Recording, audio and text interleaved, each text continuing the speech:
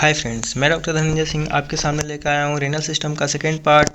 इसके अंदर हम लोग देखेंगे नेफ्रॉन्स के पार्ट्स एंड स्ट्रक्चर के बारे में जानेंगे। यदि आप इस यूट्यूब चैनल पे नए हैं तो सब्सक्राइब करना ना भूलें। तो आइए स्टार्ट करते हैं आज का टॉपिक। सबसे पहले हम लोग देखते हैं introduction of nephron, the structure and functional unit of kidney. यह स्ट्रक्चर एंड फंक्शनल यूनिट होता है किडनी का। किडनी में नेफ्रॉन्स की संख्या 1 to 1.3 मिलियन होता है। ओल्ड एज में नंबर ऑफ नेफ्रॉन्स डिक्रीज हो जाते हैं। तो आइए फ्रेंड्स हम लोग देखते हैं parts of nephron. Nephron, it is divided in two parts: renal capsule, tubular portion. And renal capsule is divided in two parts: glomerulus and Bowman capsule. And tubular portion is divided into three parts, which is proximal convoluted tubule, which is also known as PCT, and loop of Henle and distal convoluted tubules. A loop of Henle is divided into three parts: descending limb, hairpin band, and ascending limb. Descending limb also divided in two part: thick descending segment and thin descending segment.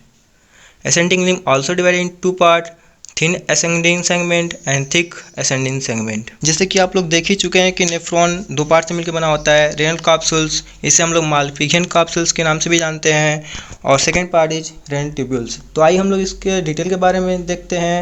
Renal capsules, it is also known as Malpighian capsules. It is a spheroidal and slightly flattened structure, and इसका diameter जो होता है वो 200 micron होता है।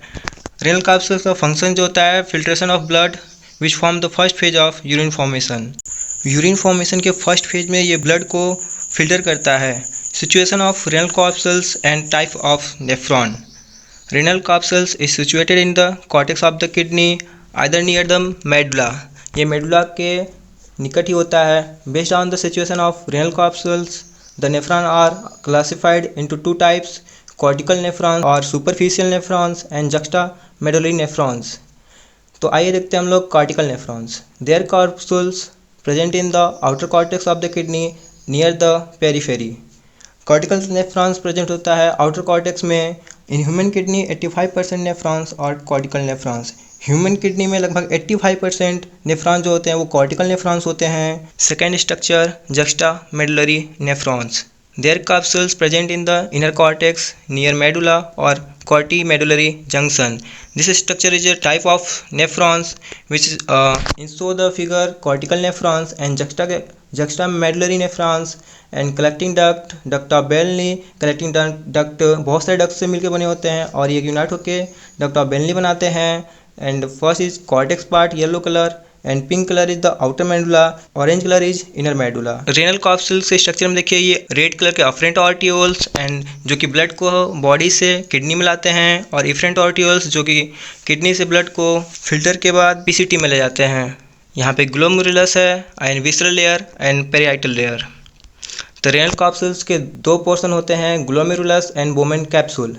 तो glomerulus is a tuft of capillaries enclosed by Bowman capsule. Glomerulus बहुत सारी कैपिलरीज से मिलकर बना होता है और यह बोमेन कैप्सूल से घिरा होता है।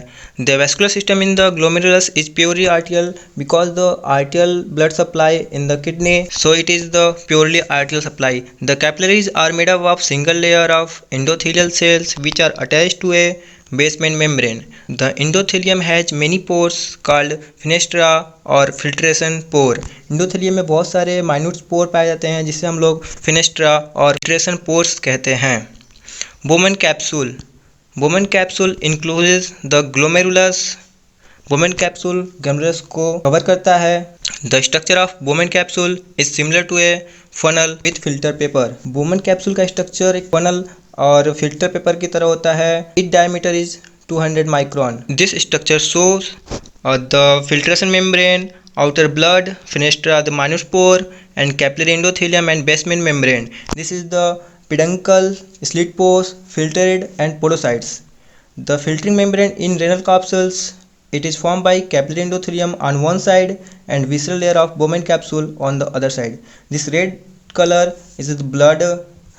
When the enter in fenestra, it is filtered and secreted by the slit pore in the Bowman capsule, and this is the ultrafiltration in the juxta glomerulus apparatus.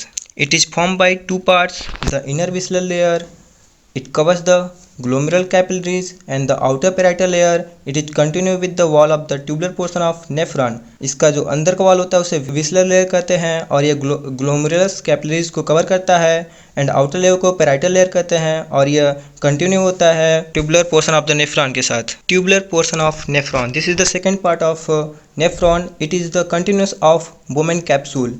It is the made up of three parts: proximal convoluted tubules, loop of Henle and the distal convoluted tubules। तो first देखते हैं हम लोग PCT यानी proximal convoluted tubules। It is the coiled portion arising from Bowman capsule। It is situated in the cortex। It is continued as descending limb of loop of Henle।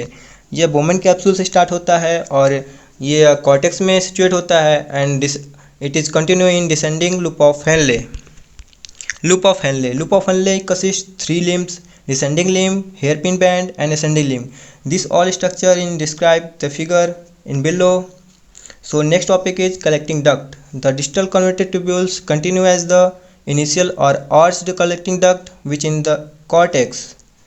जहाँ पर distal convoluted tubules and होता है वहाँ से collecting duct start होता है और यह कॉर्टेक्स में प्रेजेंट होता है। The lower part of collecting duct lies in medulla और ये lower part of collecting duct जो मेडुला में प्रेजेंट होता है। आइए हम लोग स्ट्रक्चर देखते हैं। Structure of nephron, this is the afferent arterioles जहाँ से ब्लड हमारे बॉडी से ब्लड आता है किडनी में, और इफरेंट आर्टियोल्स जो कि अल्ट्रा फिल्ट्रेशन के बाद ग्लोमेरुलस से पीसीटी में जाता है यानी प्रॉक्सिमल कॉन्वोल्यूटेड ट्यूब्यूल में जाता है।